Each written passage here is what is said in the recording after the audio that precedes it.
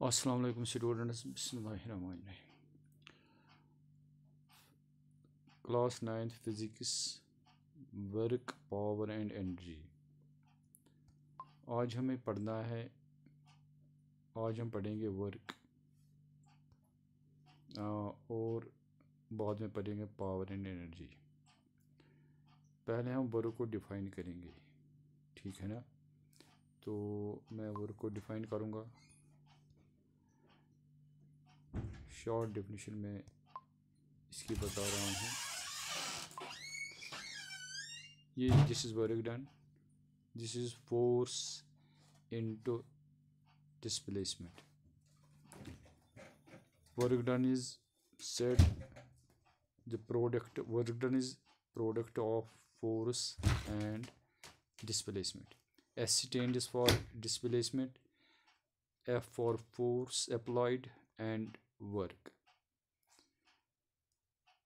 या हम ऐसे भी कह सकते हैं work done by a body is said to be done when a force is applied to displace a body through certain distance, ठीक है। तो this is the definition of work done.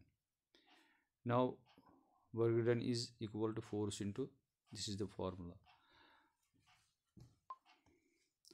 अब हम देखेंगे, अगर फॉर एग्जांपल यहाँ पर ये this is here, let this be here book and that is on rest on this table. तो हम इसको, जब बुक रेस्ट पे है तो इसमें तो कोई मूवमेंट नहीं है, तो हम कह सकते हैं कि it has done no work. अगर हम वर्क को ऐसे, तो हम वर्क कहते हैं जैसे काम लिखना, होमवर्क करना, किचन में काम करना या और किसी जगह काम करना, उसको बोलते हैं हम वर्क। लेकिन साइंस में हम वर्क उस चीज़ को बोलते हैं कि अगर हम किसी चीज़ पे फोर्स करेंगे तो वो अपनी जगह चेंज करेगी, ठीक। तो उसको बोलते हैं हम वर्क। तो जब रेस्ट पे होगी बॉडी तो he is doing none of the work, ये फिजिक्स का मानना है। तो डिस्प्लेसमेंट ज़रूरी नहीं होनी चाहिए। इसमें अब 2 क्वांटिटीज़ आती हैं, इन्वॉल्व होती है वर्क में। जैसे मैं I have already told you, these are 3 quantities: work, force and displacement. 2 quantities are involved in it. तो जब हम ये देखते हैं कि कब हम बोलेंगे कि वर्क हो गई है, ठीक है ना। Either if a body is, for example ये ग्राउंड है यहाँ पर, ठीक है, इस पे कोई बॉडी है यहाँ पर, ठीक है, this is body, any body on this ground. जब हम इसको लिफ्ट करेंगे ऊपर यहाँ या यहाँ से, तो हम कहेंगे कि यहाँ से डिस्प्लेसमेंट होगी, या यहाँ से हम लिफ्ट करेंगे, ये भी एक डिस्प्लेसमेंट है। तो दोनों, इसको भी हम कहेंगे कि इसने, बॉडी ने वर्क किया है, और इसको भी बोलेंगे हम जब लिफ्ट हो जाएगी कि बॉडी ने वर्क किया है ऑन अप्लाइड फोर्स, क्योंकि ये खुद नहीं उठेगी यहाँ पर भी, ठीक है ना। तो ये 2 चीज़ें अब है। उसके बाद तो ये आपको वर्क समझ में आ गया है क्या है। तो जब कोई चीज़, कोई बॉडी एक ही जगह हुई, दैट इज़ नॉट, मतलब कि वो वर्क नहीं करती है, ठीक है ना। जब ये डिस्प्लेसमेंट दिखाएगी, मूवमेंट दिखाएगी, तब हम कहेंगे कि इस बॉडी ने वर्क किया है। अब है वर्क क्या होती है। वर्क की तो मतलब फोर्स जब हम अप्लाई करते हैं, जो मैंने ऑलरेडी बोले 2 क्वांटिटीज़ इसमें आती है, ठीक है। 2 क्वांटिटीज़, फोर्स एंड डिस्प्लेसमेंट। ये दो क्वांटिटीज, इन टू क्वांटिटीज की डायरेक्शन ठीक है ना, डायरेक्शन हमें ये देखना है डायरेक्शन कैसे होगी इन दो बॉडीज़ की, उस पे हम डिसाइड करते हैं कि वर्क डन क्या है, पॉजिटिव है, नेगेटिव है कि ज़ीरो है, उस पे हम ये करते हैं। डायरेक्शन मतलब जो होगी पॉजिटिव होगी, नेगेटिव होगी, क्या होगी। इफ़ इन दोनों की डायरेक्शन एक होगी, एक सिमत में होगी, फोर्स भी उसी सिमत में अप्लाई कर रहे हैं हम, ठीक है, फोर्स भी यहाँ की तरफ कर रहे हैं डायरेक्शन इसकी, और इस डिस्प्लेसमेंट की डायरेक्शन वहाँ की तरफ जा रही है, इस तरफ जा रही है, ठीक है, दोनों की। तो हम कहते हैं कि work is positive, work is positive, उसको बोलते हैं हम work is positive, positive work बोलेंगे हम उस वक्त उसको, जब डायरेक्शन दोनों की सेम होगी, सेम डायरेक्शन। अब दूसरा, ये तो एक केस है, this is the first case, ठीक है ना, फर्स्ट। सेकंड केस क्या है, second case is when force, for example force हम यहाँ की तरफ कर रहे हैं, ठीक है ना, फोर्स, तो डिस्प्लेसमेंट इस साइड में आएगा, अपोजिट साइड में, दोनों the directions of the both quantities is opposite to each other. तो ये दूसरा किस्म, इसको हम बोलेंगे उस वक्त work done is negative.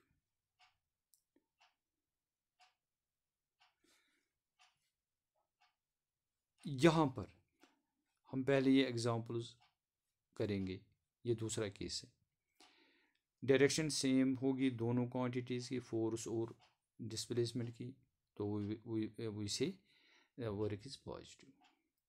For example हम एक किसी चीज़ को मूव कर रहे हैं, पत्थर हम हटा रहे हैं, पत्थर हम यहाँ से इसी डायरेक्शन में हटा रहे हैं, ठीक है ना, यहाँ से यहाँ की तरफ हम हटा रहे हैं, ठीक है ना, डायरेक्शन, तो फोर्स भी हम इसी तरफ इसी सिमत में करते हैं, और डिस्प्लेसमेंट भी इसी सिमत में होता है, तो उसको हम उस वक्त बोलेंगे दिस इज़ पॉजिटिव वर्क। तो मैंने एग्जांपल बोला है, या जब हम किसी रेडियो को मतलब पुश करते हैं तो वहाँ पर भी पॉजिटिव वर्क होती है, जब रोड पे कोई गाड़ी चलती है या रेडियो चलती है, कोई चलाता है, तो वो दैट इज़ पॉजिटिव वर्क। अब देखो यहाँ पर दूसरी एग्जांपल क्या है, फॉर एग्जांपल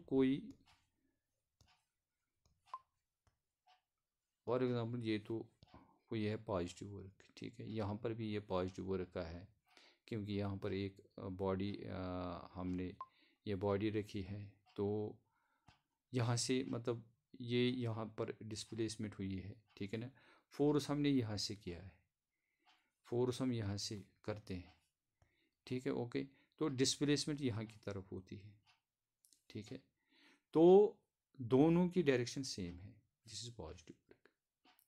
अब हम देखेंगे दूसरी जो मतलब नेगेटिव वर्क है, द वर्क इज पॉजिटिव, ठीक है। अब है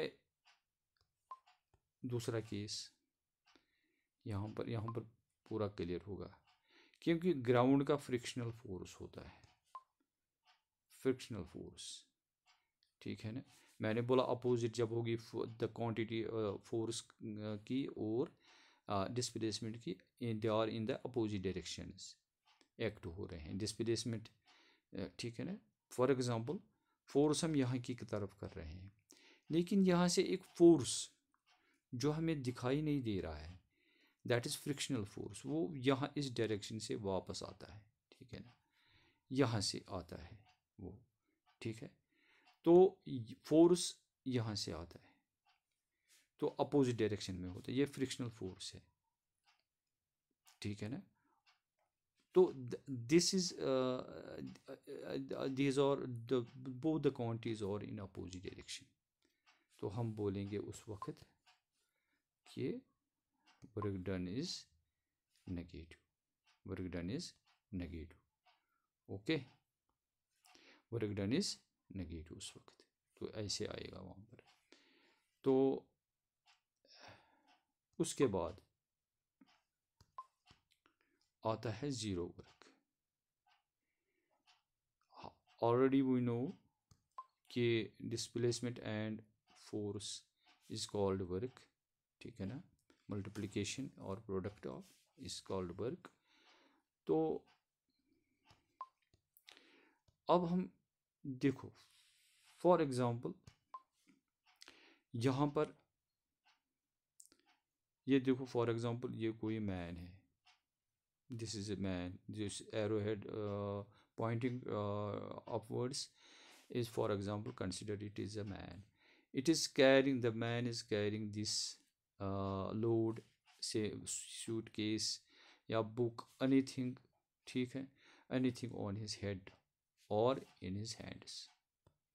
तो अब क्या हो रहा है, तो ये यहाँ से, ये मैन जो है ये यहाँ से यहाँ की तरफ पहुँच रहा है, ठीक है ना। तो ये इसको भी डिस्प्लेसमेंट हो गई ना, दोनों की डिस्प्लेसमेंट हो गई है, मैन की भी और इस ऑब्जेक्ट की भी, इस ऑब्जेक्ट की भी, इन दोनों की, और यहाँ से भी इन दोनों की हो गई displacement.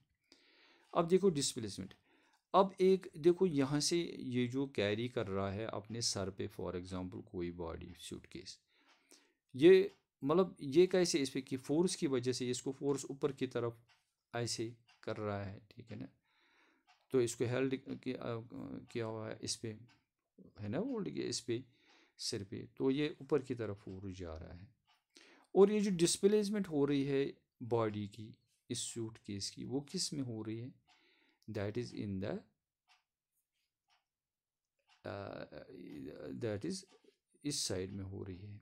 And these two are perpendicular to each other, the force का डायरेक्शन जो है and this direction of displacement, they are both the quantities, or the direction of the both the quantities is perpendicular to each other, या we may say 90 degrees ये angle आपस में बनाती है।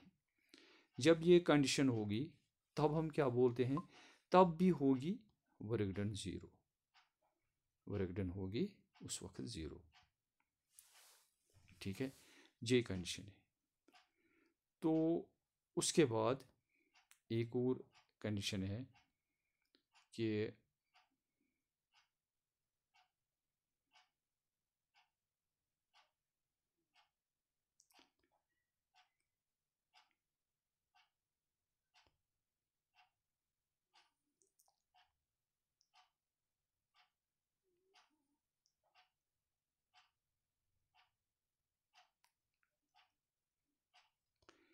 अब now another cases when s is zero, that means जब displacement zero होगी।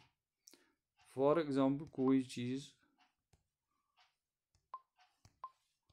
Hold किया हुआ है, this is a man here, for example this is a man here, this is a man here and he is holding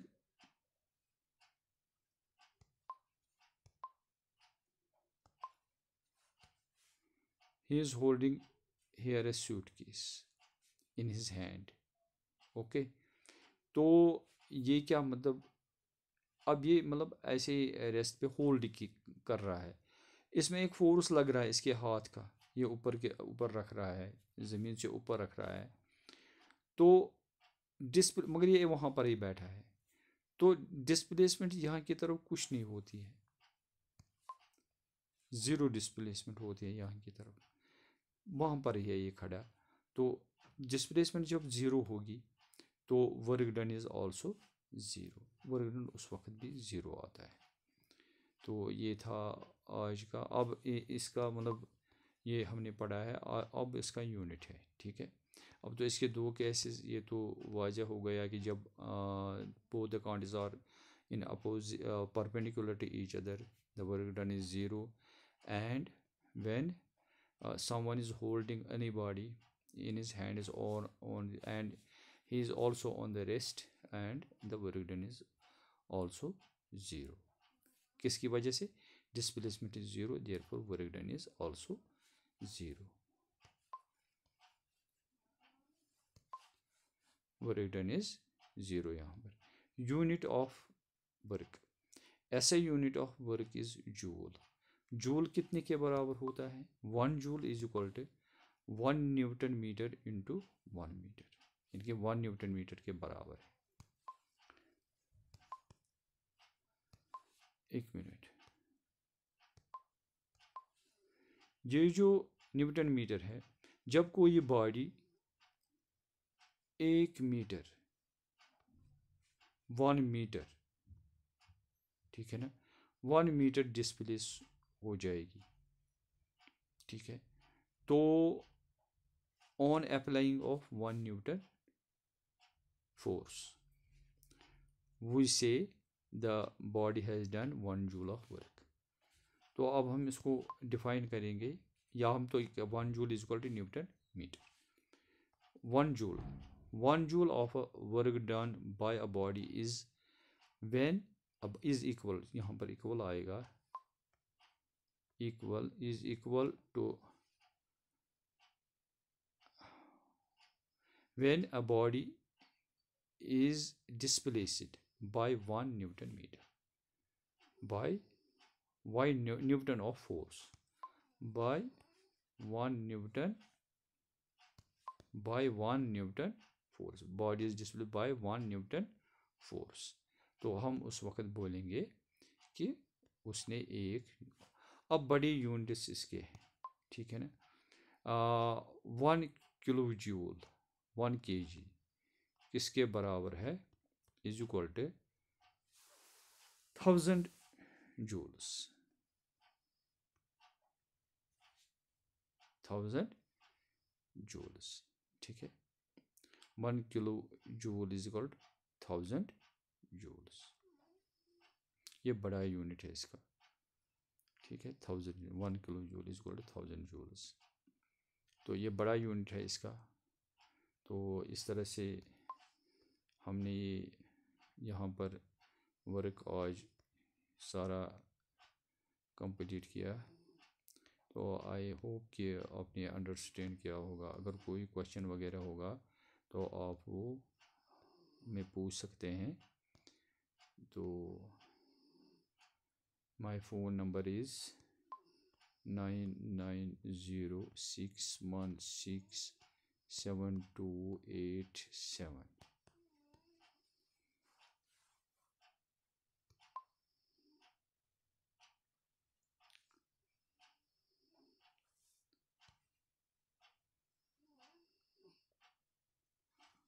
अस्सलाम वालेकुम।